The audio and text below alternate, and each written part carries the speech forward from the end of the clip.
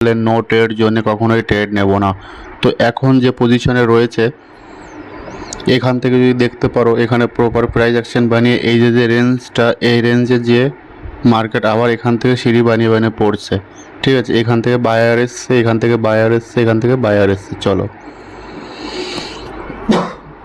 এই যে লেভেলটা, এই লেভেলটা থেকে দেখো সেলিং এসছে। ঠিক আছে, এই লেভেলটা ভেঙে এখান থেকে উপরে গেছে, উপরে যে এই যে লেভেলটা এখানে টাচ করে এখান থেকে আবার সিঁড়ি বানিয়ে নিচে পড়ছে। পরে কোথায় এসছে, এই যে লেভেলটা, এই লেভেলটা এখানে ক্রস করেছে। ঠিক আছে, এই লেভেলটা এখানে ক্রস করে দেখো এখান থেকে মার্কেট আবার নিচে চলে এসছে।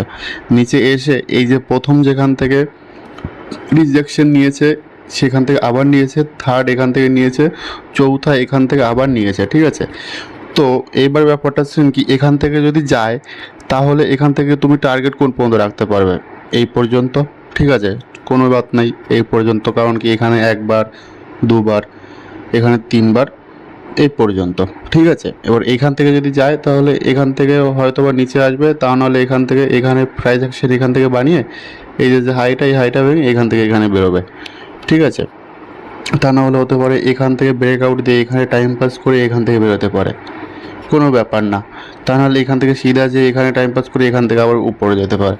এখান থেকে অনেক প্রকারভাবে উপরে যেতে পারে, কিন্তু ব্যাপারটা হচ্ছে কি এখানে যখন যাবে তখন দেখা যাবে। কিন্তু এখন যেখানে রয়েছে এখানে আমরা কি করতে পারি? ঠিক আছে, এর জন্য প্রথমত কি করতে হবে, আমাদেরকে প্রথমত বড় টাইম ফ্রেমে শিফট করতে হবে। দেখা যাক, বড় টাইম ফ্রেমে প্রপার সাইড বেজের মতো রয়েছে। দেখো এই যে রেঞ্জটা, এই যে রেঞ্জটা কত কত সময় ধরে এই যে রেঞ্জটার ভিতরে রয়েছে। ঠিক আছে, ক্যান্ডেলগুলো দেখো একদম কুচি কুচি ক্যান্ডেল করছে। এখান থেকে দুখানা রেড ক্যান্ডেল। ঠিক আছে, এখানে সেলিং এসে এখান থেকে আবার এই ক্যান্ডেলটা উপরের দিকে যাচ্ছে। দেখা যাক, 38 মিনিট আছে সম্ভবত এই মার্কেট। এই ক্যান্ডেলটা এখানে গ্রিনেও ক্লোজ দিতে পারে। যদি গ্রিনে যদি ক্লোজ দেয় তাহলে এখানে তুমি ছোটো টাইম ফ্রেমে বাই করতে পারবে। বড় টাইম ফ্রেমে গ্রিন মানে তুমি ছোটো টাইম ফ্রেমে তুমি স্কাল্পিং করতে পারবে। ঠিক আছে, তো এখন 15 মিনিটে কি বলছে, 15 মিনিট যদি দেখো, 15 মিনিটে একটা রেড ক্যান্ডেল হওয়ার চেষ্টা করছে। এই যে 8 মিনিট বাকি আছে, 15 মিনিটে রেড হয়ে যদি আওয়ারলি ক্যান্ডেল যদি এখানে যদি গ্রিনে ক্লোজ হতে হয় তাহলে এই যে 15 মিনিটের যে ক্যান্ডেলটা এটা রেড হওয়ার পরে তারপরে যে ক্যান্ডেলটা হবে সেটা নিশ্চয়ই গ্রিন হতে হবে, তবেই তো আওয়ারলি ক্যান্ডেলে এখানে তোমার গ্রিন ক্যান্ডেল হবে। ঠিক আছে, তো এখন সেই হিসাবে কি করতে পারি, এখন আরও একটু নিচে টাইম ফ্রেমে যাই। 5 মিনিটে এখানে রেড সিগন্যাল দিয়েছে, এখান থেকে হয়তো বা একটুখানি নিচে এসে এর এই লেভেলের উপরে টাচ করে এখান থেকে যেতে পারে। ঠিক আছে, এখানে এইভাবে যেতে পারে, দেখে সেটাই মনে হচ্ছে। আর যদি এখান থেকে যদি যায় এই যে লেভেলটা, এই লেভেলটা একটা লেভেল রয়েছে, এখান থেকে গেলে আবার এখান থেকে একটু রিটেস্ট করতে পারে। ঠিক আছে, হয়তো বা এখানে যদি এন্ট্রি নেওয়া হয়, এখন যেখানে রয়েছে এখানে যদি এন্ট্রি নিই তাহলে আমাদের স্টপ লস যে কোনো সময় এখান থেকে দিয়ে যেতে পারবে। ঠিক আছে, এখান থেকে এইভাবে উপরে একটুখানি মুশকিল। তো আর একটু ছোটো টাইম ফ্রেমে দেখা যাক 3 মিনিটে কি বলছে। 3 মিনিটে যদি দেখো, 3 মিনিটে দেখো এখান থেকে পড়ে সাপোর্ট নিয়ে এখানে আবার পুল ব্যাক দিয়েছে, ছোট্ট করে পুল ব্যাক দিয়ে এখান থেকে আবার একটুখানি টাইম পাস করে এখান থেকে উপরে যাচ্ছে। এই কিন্তু এই যে লেভেলটা, ঠিক আছে, এই যে লেভেলটা, এই লেভেলটা যতক্ষণ পর্যন্ত ক্রস না করছে ততক্ষণ পর্যন্ত এখান থেকে একটা সেলিং ক্যান্ডেল বা সেলিং এখান থেকে 2-3খানা রেড ক্যান্ডেল কন্টিনিউ বানাতে পারে এই লেভেল পর্যন্ত। তো এখানে যারা বাই করছো তাদের এখানে স্টপ লস যদিও রাখো বা এখানে যদি স্টপ লস রাখো স্টপ লস হান্ট করে এখান থেকে উপরে যেতে পারে। ঠিক আছে, মানে আমি কি বলতে যাচ্ছি, এখান থেকে এখন যেখানে রয়েছে মার্কেট, এখান থেকে বা এর একটু উপর থেকে এই যে লেভেলটা এখান থেকে মার্কেট একটু রিটেস্ট নিচে এসে তারপরে এখান থেকে নতুন একটা লো বানিয়ে তারপরে এখান থেকে মার্কেট উপরে যেতে পারে। ঠিক আছে, তো তাই যদি হয় তাহলে 1 মিনিটে এখানে সেল করতে পারি। ঠিক আছে, এই যে ক্যান্ডেলটা বানিয়েছে 1 মিনিটে, এই ক্যান্ডেলটা এখানে এর উপরে স্টপ লস দিয়ে এখানে সেল করলে এই যে লেভেলটা, এই লেভেল পর্যন্ত একটা টার্গেট রাখা যেতে পারে। তো দাঁড়াও 44 সেকেন্ড আছে। এই যে ক্যান্ডেলটা, এই ক্যান্ডেলটা দেখা যাক কি হয়। এখানে যদি এই যে লেভেলটা, এখানে যদি একটু সেলিং দিক যদি পাই তাহলে এখান থেকে এর লো, ঠিক আছে, এই যে লেভেলটা, এই লেভেল পর্যন্ত টার্গেট আশা করতে পারি। আর এই যে দেখো, এখান থেকে যদি দেখো এখান থেকে যদি দেখো দেখো ছোট টাইম ফ্রেমে এই যে, আরে এটাই তো হয়, এটাই তো হয় কি এন্ট্রি কি দেবে? এই যে দেখো এন্ট্রি কি দেবে বলতেই এর ভিতরে কথা আছে। তোমরা আবার ভাবতে পারো আমি আওয়ারলি ক্যান্ডেলে আমি ওখানে বুলিশ, তো আমি এখানে কেন সেলিংয়ের জন্য ভাবছি? আমি আওয়ারলি ক্যান্ডেলে বুলিশ বলেই আমার টার্গেট এখানে এই পর্যন্ত, ঠিক আছে, এই যে লোটা, এই লোয়ের নিচে পর্যন্ত। এখানে স্ক্যাল্পিং করা যায়, তুমি এখানে সেল করে এখানে হোল্ড করতে পারবে না, ঠিক আছে, এখানে অনলি স্ক্যাল্পিংয়ের জন্য তুমি দেখতে পারো এই যে লেভেলটা। কারণ কি এখান থেকে যদি নিচে যদি আসেও, এখান থেকে নিচে যদি আসেও, তাহলে এই লেভেলের উপর থেকে বা এই লেভেল থেকে যে কোনো লেভেল থেকে এর উপরে যাওয়ার চান্স 90%, ঠিক আছে, মানে প্রবাবিলিটি আমার কাছে 90%, আমার অ্যানালাইসিস যেটা আমি করছি সেই হিসাবে। হতে পারে মার্কেট এখান থেকে টাইম পাস করে এখান থেকেও যেতে পারে, কিন্তু এই যে লেভেলটা, এই যে টাইম পাসটা করছে, এখান থেকে যদি ব্রেকআউট দেয় টাইম পাস করে, তবেই এখান থেকে আমি মনে করবো সাসটেন্স করবে, তা না হলে এখান থেকে মার্কেট যখন খুশি একটু ডিপ দিতে পারে।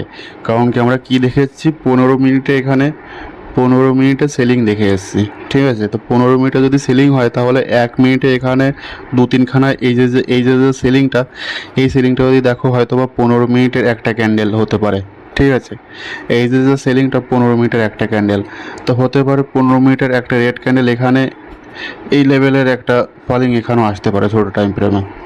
আসার পরে এখান থেকে যদি উপরে যায় আবার ব্যাকে, কোনো ব্যাপার না। আর এই যে লেভেলটা, এই লেভেলটা ভেঙে এখানে টাইম পাস করলেই তবেই আমি এখানে বাই করব, আমি এখানে বাই করার জন্য ইচ্ছুক না।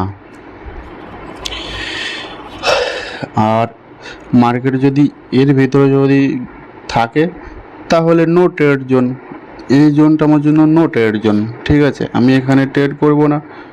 কমসে কম ট্রেড না করলে প্রফিট হোক আর না হোক আমার ক্যাপিটাল তো নষ্ট হচ্ছে না। আমি যদি বুঝতে না পারি তাহলে আমি সেখানে শুধু শুধু কেন আমার ক্যাপিটালকে নিয়ে আমি রিস্ক করতে যাব, ঠিক আছে। এই যে লেভেলটা আমি যদি বুঝি যে এখানে আমাকে প্রফিট দিতে পারে তবেই তো আমি এখানে এন্ট্রি মারবো। বুঝে শোনার পরও 2 দিন ধরে স্টপ লস যাচ্ছে আমার, ঠিক আছে। তো এই যে লেভেলটা আমি এখানে একটুখানি সেল করার জন্য ইচ্ছুক, তো চলো একটা রিস্ক নেওয়া যেতে পারে। আমি এখানে যদি সেল করি, যেখানে সেল করেছি এখানে যদি সেল করি তাহলে আমার স্টপ লস এই যে লেভেলটা, এই লেভেলে, ঠিক আছে, 1700 টাকা মনে করো। যদি টার্গেট যদি দেখি, টার্গেট 3000 টাকা।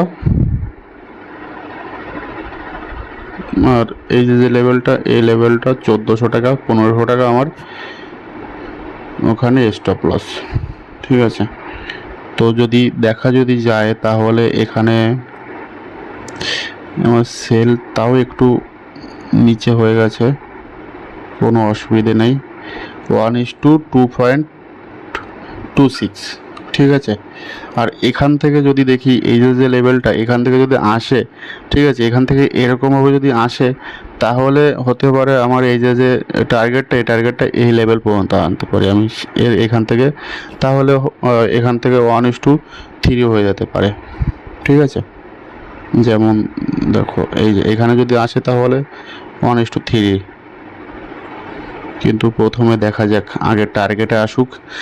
আর যদি টার্গেটে যদি আসে এখান থেকে কি করতে পারি, রিস্ক টু রিওয়ার্ড কী করে হয়, রিস্ক ম্যানেজমেন্ট। এই যে এখন টার্গেটে চলে যাচ্ছে, এখানে যদি এসে এই যে যেমন হাই বানিয়েছে, এখানে এসে এরকম যদি বানায়, এখান থেকে আসার পরে মনে করো এই যে লেভেলটা, এখানে যে আবার এখান থেকে আবার যদি আসে, ঠিক আছে, তাহলে আমার স্টপ লস এটা এখানে, তা নাহলে এখানে চলে আসবে।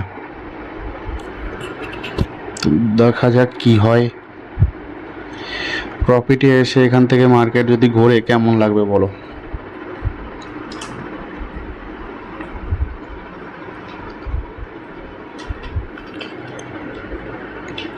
এখান থেকে তোমাদের কি মনে হচ্ছে? তোমরা যখনই ভিডিও দেখছো না কেন তখনই তোমরা আমার অ্যানালাইসিস দেখে বলবে বা নিজেকে জিজ্ঞাসা করবে যে, বা আমাকে তোমরা কমেন্ট করে জিজ্ঞাসা করতে পারো যে এটা কেন, বা আমি ঠিক করছি কি ভুল করছি। ঠিক আছে, তোমাদের কি মতামত সেটা আমাকে জানিও। আমার অ্যানালাইসিসটা তোমাদের পছন্দ হলে সেটা আমাকে কমেন্ট করে জানাবে। আর যদি ভুলও যদি করি, হয়তোবা এখানে তোমরা যতজনই দেখো না কেন সবার মাইন্ডসেট আলাদা, সবার মার্কেট দেখার নজর আলাদা। ঠিক আছে, তার জন্যই তো আমি লস করলে আমার লসটা অন্যজন প্রফিট করবে। ঠিক আছে, বা অন্যজন লস করলে আমি তখন প্রফিট করব, এটাই তো হয়। সবাই যদি একই রকম একই জায়গায় বাই করে তাহলে সেল করবে কে ওখানে? ঠিক আছে, আমি সেল করব তবেই তো তুমি বাই করবে। তারপরেও যারা যারা দেখছো তারা তারা ভেবে দেখো, বা তোমরা কমেন্ট করে বলো যে আমি আমার যে অ্যানালাইসিসটা, ঠিক আছে, অ্যানালাইসিস মানে কি, আমি যেটা দেখে ট্রেড নিই, আমার তো কোনো ইন্ডিকেটর নেই, কিছু নেই, আমি যেটা দেখে ট্রেড নিই, আমার যে স্ট্র্যাটেজি, আমার যে এটাই তো স্ট্র্যাটেজি। হ্যাঁ, আমার যে স্ট্র্যাটেজি, এই স্ট্র্যাটেজি কি তোমাদের দেখে কি মনে হয় তাই বলো। ঠিক আছে, আমি ঠিক কি ভুল তোমাদের দেখে সেটা বলতে হবে। কি হয়, এরকমভাবে ভিডিও বানিয়ে ছাড়তে গেলে অনেক টাইম লেগে যায়, এর জন্য এইভাবে পুরোটুকু আমি তোমাদের সাথে শেয়ার করতে পারি না। ঠিক আছে, এই এখনও যদি দেখো 12 মিনিটের ভিডিও হয়ে গেছে অলরেডি। আর আমি কোনো এডিটিং করি না, কিছু না, শুধু কেটে জাস্ট কাটি। ঠিক আছে, মনে করো জল টল খাচ্ছি তখন আওয়াজটাও যাতে না হয় তার জন্য মাঝে মধ্যে কেটে দিই 4-5 সেকেন্ডের। ব্যাস, ওটুকুই আমার এডিটিং, বাকি কিছুই নেই।